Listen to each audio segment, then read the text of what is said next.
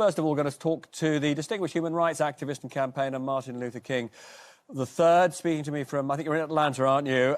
Can I I mean, obviously, a historic day in Georgia, shocking scenes in Washington. What do you think has brought us to this impasse? First time in history we've seen, rioters taking control of the Capitol. Well, we should not be surprised because the president has basically been leading this effort the whole time, basically misleading the people that follow him. And it came to a head today when it's really strange, perplexing that a president, sitting president, would cause people to try to engage in a coup against the government. That's almost treasonous.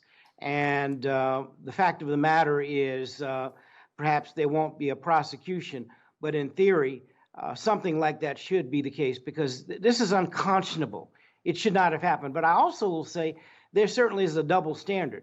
When his supporters came in town, they were able to go into the Capitol, break into offices of congresspersons and everything else. When peaceful protesters from Black Lives Matter were peacefully protesting, they were dismantled. They shot rubber bullets. All kind of things were used against peaceful protesters. These protesters obviously were destruction and disruption is what was on the top of their minds. In fact, tragically, someone was shot.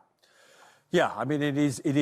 Many people have commented on the innate discrimination within the American law enforcement system in that sense. What do you think, though, the impact of this will be on Trump? I mean, there's been a lot of expectation that he would say he was going to run again for president, but do you think the Republican Party will now repudiate him?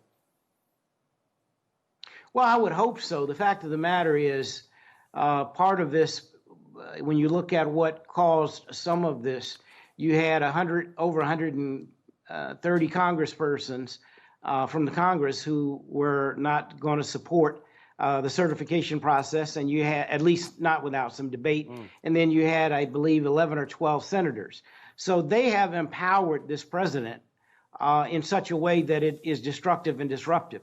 And in my personal view, if you are a commander of the head of state, you should conduct yourself differently. Lose or win, you still are the commander-in-chief for all of the people, not one set of the people. And when things don't go your way, you cause people to riot.